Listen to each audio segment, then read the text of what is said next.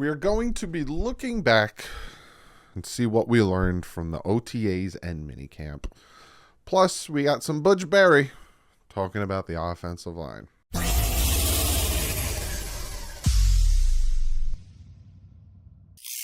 What is up, Finn fans? How you guys doing on this Tuesday? Unfortunately, last night the Miami Heat lost, and the Denver Nuggets won their first ever NBA title. I didn't know they never won an NBA title. Again, I haven't watched basketball since Jordan was on the Bulls. Like, it's been so long since I watched basketball. I was rooting for the Heat. Fortunately, they couldn't pull it off. Just from me watching it last night, too, I noticed there's a lot of missed threes. I don't know if that could be a reason why they didn't pull this one out. But congratulations to the Nuggets for your first ever championship. It's always cool to see an organization get their first ever championship. I saw Peyton Manning there, Russell Wilson, Sean Payton, all those guys. It was pretty cool. So there's that. Other thing, boom, hit a milestone on the channel, 15 million views. That's ridiculous. 15 million views. If only it was 15 million subs. But we're getting there. We're getting very close to 42,000. You guys keep sharing and hitting that subscribe button. I greatly appreciate you. And last thing before we jump into the meat of this video, to the members, I've been asking you guys on the member community tab to send me questions, and I'm going to do a special member Q&A. That video will either be out tonight or tomorrow night. I might just, like, right after recording this, just boom, sit down. I'm not going to edit it. We're going to scroll right through, rapid fire. I'm going to answer all the questions you guys asked me. I think it's like 30 something, so be a cool video. But again, if you are a member, go over to the community tab, and there you can see, I'll show you how it works. So if you are a member, you come over to the community tab, and then you scroll down, and then see how it says members only. You guys get to see this stuff. So, you know, we got 34 comments on here. I'm going to do a Q&A. Leave your comments below. Boom. I'm going to go through those. Special video. But then this is what everyone sees. See, members only, everyone. So again, if you are a member, go over to the community tab. Check it out. I got a video up there for you guys. And same with the Patreon. But Patreon's much easier. You just go to posts on the Patreon. So, and again, if you want to join the membership, hit the join button next to the subscribe button. And if you want to be a patron, link is in the description. Okay, no more farting around. Let's get into this.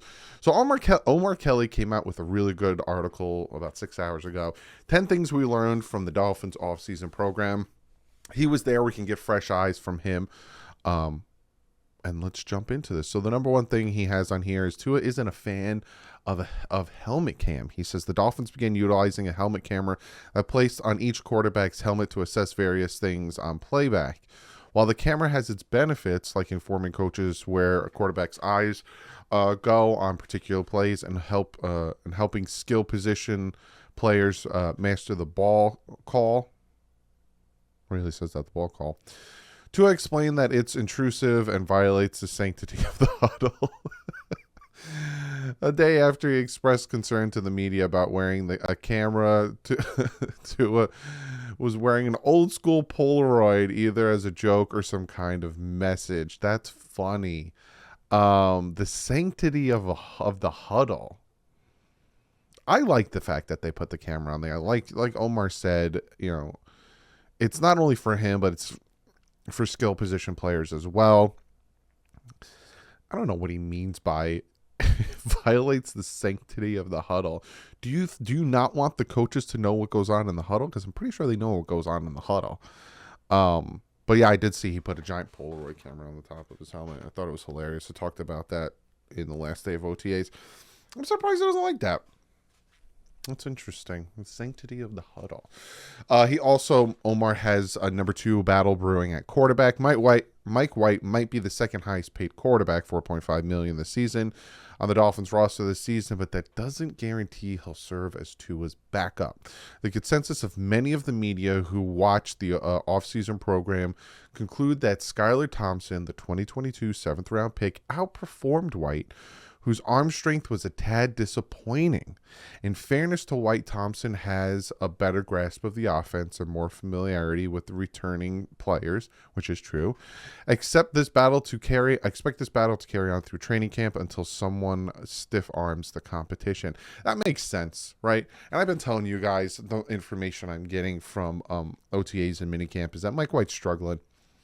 He's having a hard time. But again, like Omar said, Skylar Thompson has been in this already. He's thrown to Tyreek Hill, Jalen Waddle, Cedric Wilson, all these guys. So he has that familiarity with it, whereas Mike White doesn't. We'll see. We'll see how training camp evolves. And then number 3, he has troublesome depth at defense. New defensive coordinator Vic Fangio used the minicamp day the Dolphins defense dominated the offense to express concern about the team's lack of depth on defense. Fangio is seemingly complaining about the lack of veteran presence on the defensive line.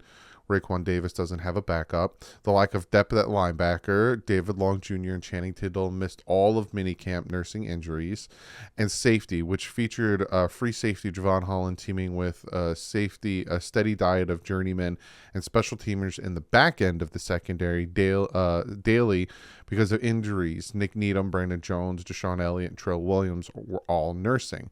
Don't be surprised when Miami signs a couple more veteran defenders the week before training camp opens. I'd be happy with that. You guys know, and I've been talking about it, and I kept saying this. I kept saying, Poyer, and I kept saying a safety, and then even with my free agent videos, I'm like, you want to bring in another safety, you want to bring in a veteran. A lot of guys were giving me pushback. Well, why don't you like Brandon Jones, and why don't you like Brandon Jones? And I'm like, it's not that I don't like him. It's the way Fangio runs his defense. You need more than 2 good safeties, and he's talking about that there. And then the defense and the linebackers make sense. I just want to preference something. So I made a video talking about it, and a lot of people were getting worried about the defense, right? And I said to you guys, I don't think he's talking about the starters. I think he's talking about the young guys that need to step up. I think he's talking about depth. Is exactly what I said. And that's exactly what he meant. So just want to preference that. Number 4, Chosen still has speed. Robbie Chosen signed with Miami following his disappointing NFL season because he saw the Dolphins as the perfect situation to redeem his name and prove he still got it. Chosen got off to a great start during the offseason program, serving as one of the top playmakers while Tyreek Hill sat out all the teamwork as part of the maintenance program. Anderson, who is 6'3", 190, hasn't lost one step based on the deep passes we witnessed him catching, but he could become the receiver Miami needs to high point the ball in the red zone. It's like when we signed him, I had no qualms about signing Robbie Chosen at all. I honestly was like, you know what, it's a high reward, low risk type situation. Especially with the contract he got, and it's panning out so far. So far, so good. Number 5, he says, a dash for the cash. The Dolphins are presently living off credit, trading for big ticket items like pass rusher Bradley Chubb and cornerback Jalen Ramsey, and intending to pay for them later. The way the roster is structured, there's $187 million in cap space accounted for in 2024, which isn't a healthy place to be when 29 impending free agents. Miami has roughly $12 million in cap space because of the release of Byron Jones, and most of the impending free agents are jockeying to get an extension. The Dolphins also have expressed interest in signing Pro Bowl tackle Dalvin Cook, but that would leave even less money to get an extension done with impending free agents Christian Wilkins, Connor Williams, Robert Hunt, Roquan Davis, and Zach Sealer. Players know they better get their deal done now before Tua gets his and ends up with 15 to 20% of the team's salary cap. I will say this, right?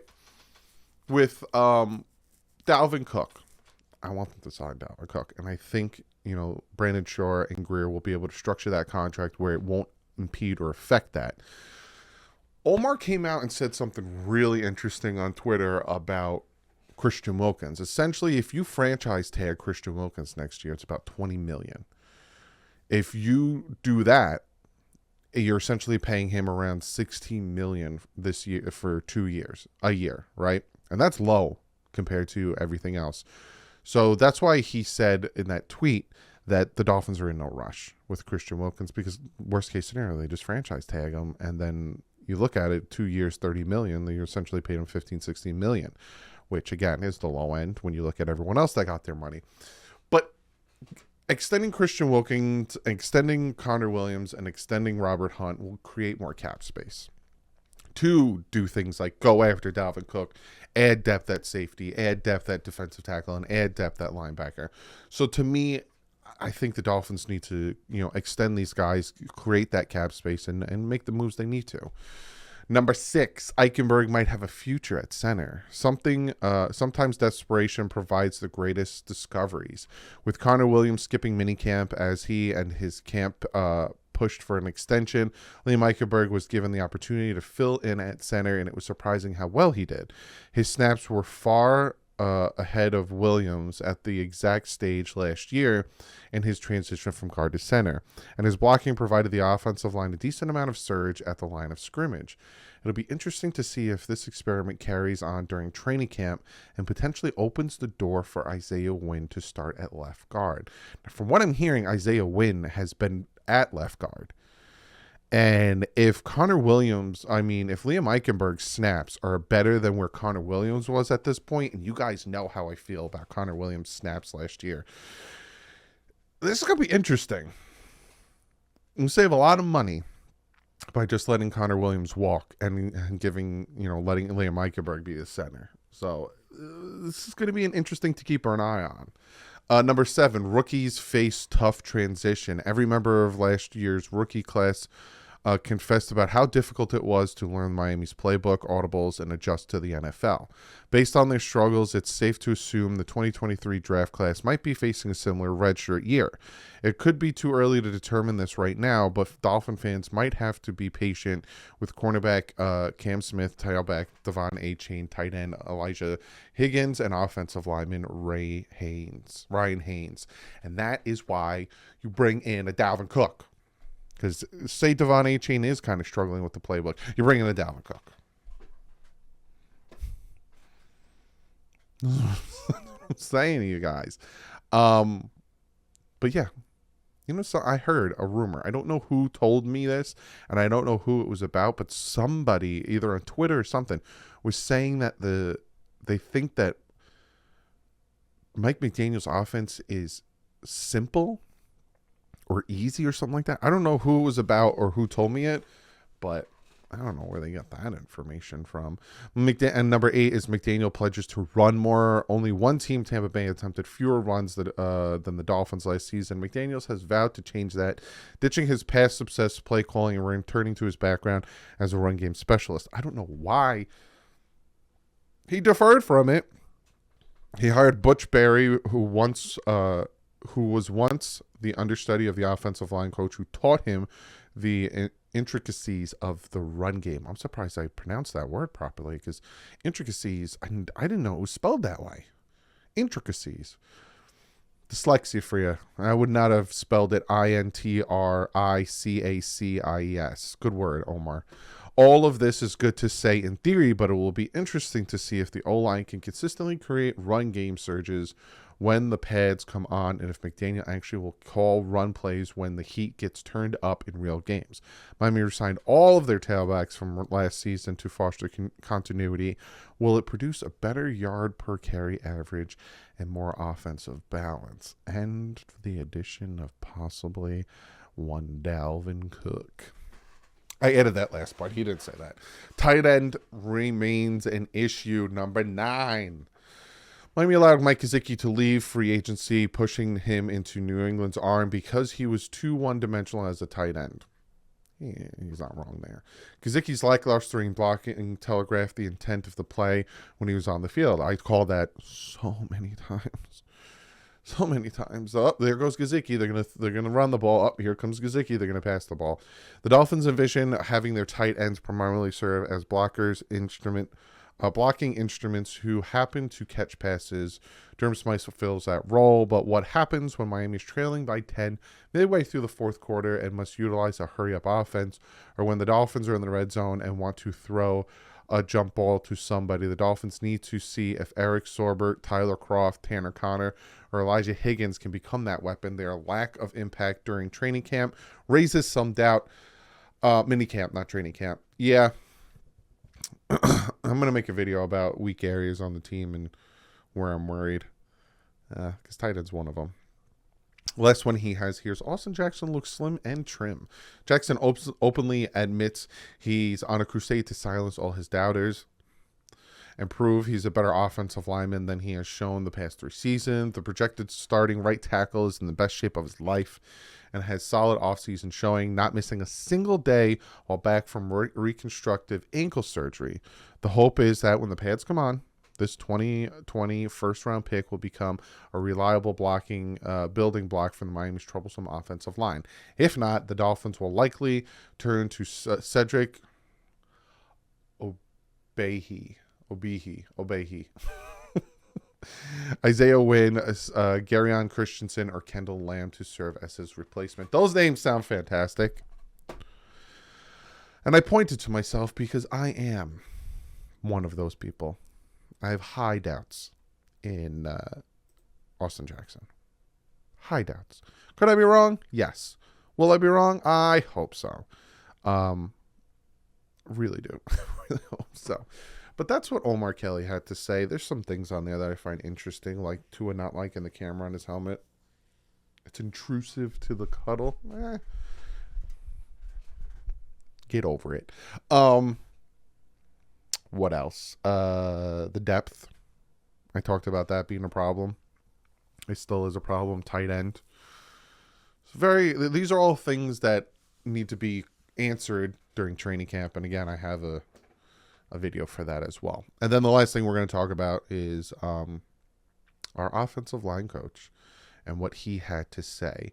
So this article is from David Ferrone's, and it says, new Dolphins offensive line coach Butch Berry is coming off a tumultuous, these guys use very good words, season with the Denver Broncos and has a couple of question marks on his new unit in Miami. I will say this, right? Not to defend Butch Berry, but one, he had a ton of injuries to that offensive line, and they actually still played pretty decent. Now, that being said, it still was hot doo-doo butter. But also, you got to look at Russell Wilson. That man held the ball so long. And again, it's a yin and yang situation when it comes to your quarterback and offensive line. Barry will be in charge of developing a line that had a personnel upgrade in 2022 with left tackle Teron Armstead and center Connor Williams, but still has to work to do around them and the right guard Robert Hunt. Dolphins coach Mike McDaniel had said a move from previous offensive line coach Matt Applebaum to Barry was made because last season offensive coordinator Frank Smith had to work too closely with the offensive line, and McDaniel in turn had to take some of Smith's coordinator duties. I don't know if you guys knew that. I know I talked about that in a previous video, but yeah, essentially the reason why Applebaum was let go was because Applebaum was still a little too raw. Maybe he should have stayed in college a little longer. But he was a little too raw, so he was struggling with the offensive line duties. So Frank Smith, who was the offensive line coach for the Chargers and our offensive coordinator, had to help him and focus, which then took time away from his job, and then Mike McDaniel had to get a bit. It was a lot. With three fifths of the offensive line apparently in place, although Williams skipping out on mandatory minicamp mildly complicates that. The two spots in question are left guard and right tackle. I think I mentioned this in a video. Third-year lineman Liam Eichenberg and fourth-year blocker Austin Jackson, respectively, are expected to get their opportunities to start in those slots. I just talked about that. And I wouldn't be surprised if Eichenberg's placed in little center. That'd be pretty cool. McDaniel has stated he believes those two need a second year in this offensive system before they can truly be judged. The second year will take place under new position tutelage. I'm getting these words. And again, if you're dyslexic out there and you're hearing me and these words I'm saying and I'm reading them and I'm not stuttering over them, You'd be proud of me as just as I am. As Barry is the Dolphins' 10th offensive line coach in 9 years. Barry sees potential in Jackson, whose 5th-year option was not picked up this offseason, putting him on the final year of his rookie contract after Miami used a 5th-year first-round pick on USC product in 2020. He's been awesome to work with. He really has, says Barry. He's been very intentional in everything that we try to do. He's taking the approach, the process, the standard that we are trying to get about it, and he's embraced it. And look, it's not going to be perfect. No player plays the game perfect. No player has the perfect practice, but he has intentionality. Who uses that word? In everything he's trying to do. And he comes with an emphasis every day. Every day he has an emphasis on what he wants to get better at. And as a coach, that's all you can ask for. Yeah, and I'm seeing it, right? I knock on Austin Jackson because I want like the best offensive line we can get. I want the Dallas Cowboy offensive line of a few years ago. I want, I want the best. I want the 2016 offensive line. You know what I'm saying? I just want to win. So I get on him because he's not, from what I've seen over the past 3 years, he hasn't been good. So yeah, but I like what I'm hearing, but I got to see it. Eichenberg has had interesting stretches throughout organization team activities and minicamp. Without Williams, he's converted guard last season. Eichenberg has taken snaps at center and a standout left tackle in college at Notre Dame. Eichenberg was moved to left guard last season. He still hopes to win left guard spot. When things like that happen, this is what Barry said. When things like that happen, it gives you those opportunities to have other people step up at the plate. So now you've got another guy who hasn't really had a lot of exposure to that position go out there and help the offense execute at a pretty high level throughout the offseason and do some really good things for us. Eichenberg finished minicamp the last Dolphins player to wear the orange practice jersey as the previous session's player of the day, showing the coaches appreciated his work at center. Barry says, I think that it's great cross-reference reps. He's doing everything in the right way to be the left guard also. So he's done a lot of really good things. At left guard, the Dolphins also go the way of Robert Hunt, Dan Feeney, and Isaiah Wynn. Again, I'm hearing Isaiah Wynn, who has mostly played tackle, but is versatile enough to play on the interior of the offensive line. I will say this: I am uberly critical of Liam Eichenberg and Austin Jackson. When we drafted Liam Eichenberg, I was like, wow. Right? We traded up for him, and then we took him. I didn't know who he was. And a lot of times when we draft guys who I don't know who they are, I look them up. And I look at their film, and I look at their stats, and I look at some of the things about them. And I heard really good things about Liam Eichenberg, how he didn't allow a sack for 2 seasons, and all this stuff. And I was like, okay, I'm liking this pick then. This guy is going to be great. He's going to really help us at tackle. We got our future, hopefully at Austin Jackson, and we got Liam Eichenberg. We're good on the edges. And then when you look like crap, I'm like, ugh. And the same thing with Austin Jackson, right? I told you guys in the 2020 draft that if the Dolphins take Tua at 5, you can go back. You have to go back 3 years. If the Dolphins take Tua at 5, there's not going to be a really good tackle for the Dolphins. I think it was at 18. Yeah, I think it was at 18. I said that stretch that all the good tackles were going to be gone, and the Dolphins even knew that because they tried to trade up and take Tristan Wirfs, who played with Tua. So they reached, and they took Austin Jackson. Now, when I did my research on Austin Jackson, which I did pre-draft, super raw, has the talent, has the physicality, the bone marrow donation knocked a year off of his, career, all that stuff. But I was like, let's give him a chance. He's raw. Let's see what we can do. Hasn't panned out. So again, I'm uberly critical of them, just like I'm uberly critical of Tua and how he needs to get better and how he needs to stay healthy, how last year I said he needs to be consistent, all this stuff. Yes, I say good things about him, but again, if you actually listen to the things I say, I'm very critical. Just as of Noah Benogany, just of Brandon Jones, just of AVG, just of Robert Hunt. It just so happened Robert Hunt kind of panned out for us.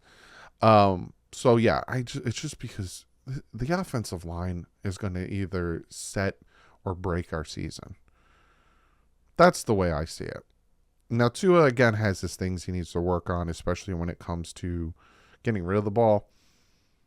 But if we don't have a run game, and if Tua is, again, ranked 34th in the NFL with time to throw, not release time, time to throw, two different things, it could derail the season. So that's why I'm so overly critical of this offensive line, and preferably to a first and a second round pick. So comment below. Let me know what you think about what Omar had to say. And comment below. Let me know what you think about what Butch Berry had to say. And I'll see you guys tomorrow. We are going to start the training camp position battle. We're starting with quarterbacks. We have 4 quarterbacks to talk about, preferably 3, because is Blackman going to really make the team? Probably not. No offense to him. But I will see you guys tomorrow. Like usual, stay classy. My friends out.